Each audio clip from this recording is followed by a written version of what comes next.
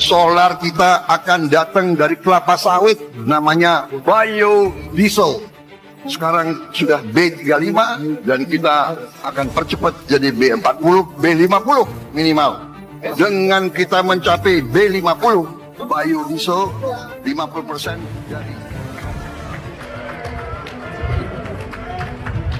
Waktunya membacakan dongeng proyek hilirisasi pejabat pengantar tidur di negara yang kaya sementara rakyatnya miskin. Indonesia itu negara super kaya, superpower yang tersembunyi. Atau jamrut khatulistiwa.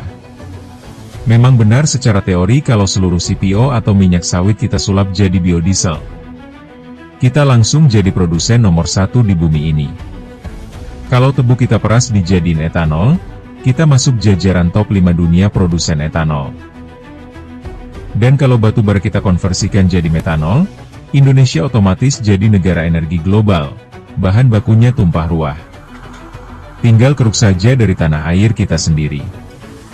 Keren kan? Sukses bikin dada rakyat membusung bangga. Tapi jangan senang dulu. Tapi ada satu masalah kecil yang sengaja dilupakan di dalam pidato-pidato manis itu. Bahan baku mentah tadi tidak bisa langsung Anda tuang ke dalam tangki mobil atau motor Anda.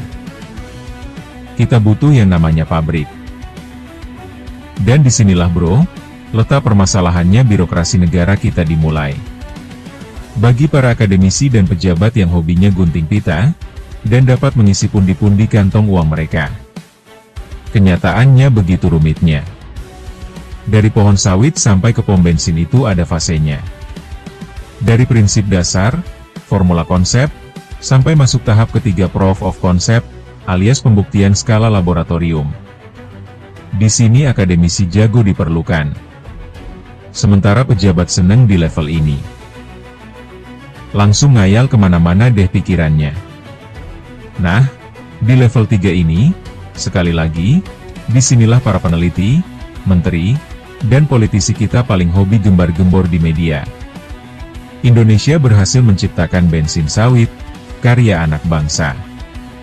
Kemudian rakyat pun bertepuk tangan dan pejabat dapat panggung. Padahal setelah level 3 masih ada scale validation, pilot scale, pre-komersial demonstration, sampai akhirnya komersial deployment. Pabrik skala massal yang benar-benar jualan.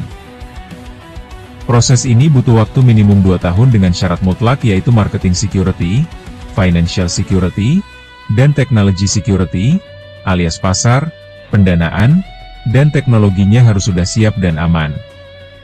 Sekarang kita pakai matematika nyata. Untuk menjalankan program B50, kita butuh kapasitas pabrik bensin sawit sebesar 4 juta kiloliter. Untuk metanol batubara kita butuh pabrik 5 juta kiloliter.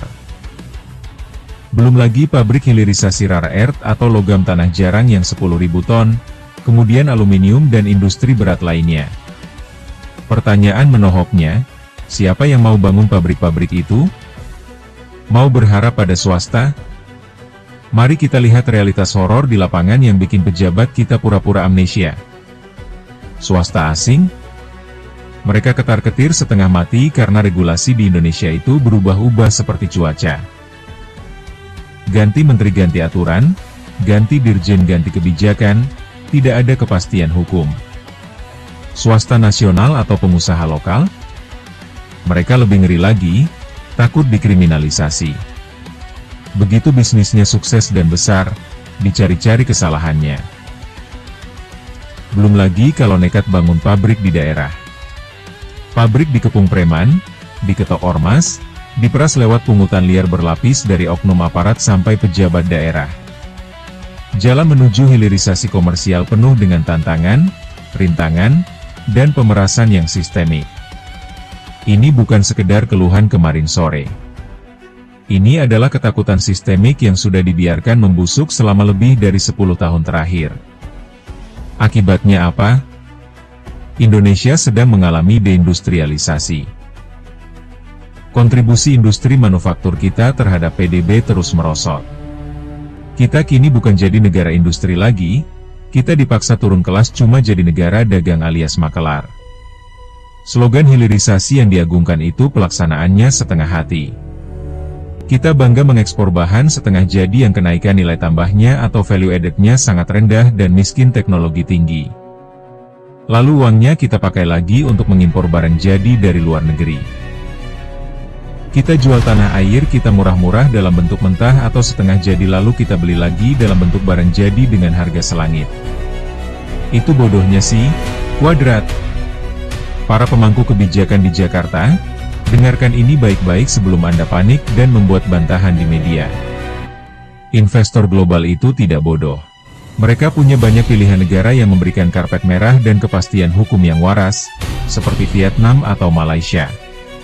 Ketika mereka sudah manis palsu dan lelah menghadapi ketidakpastian bisnis di Indonesia, mereka akan menarik modalnya massal atau capital flight keluar dari Indonesia. Begitu investor asing angkat kaki dan pengusaha lokal memilih tiarap karena takut diperas, tamat sudah riwayat masa depan industri dalam negeri Indonesia. Impian peningkatan nilai tambah sumber daya alam kita akan mati di dalam laci meja kerja pejabat. Rakyat dipaksa bermimpi jadi warga negara superpower sementara para pejabatnya sibuk memelihara ekosistem pungli dan birokrasi yang mencekik industri. Jangan heran kalau selamanya kita cuma jadi penonton di rumah sendiri.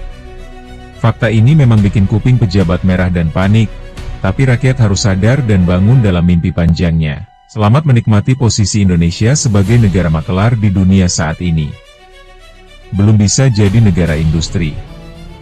Bagaimana pendapat Hanya kalian? di Indonesia, polisi ngurus pertanian.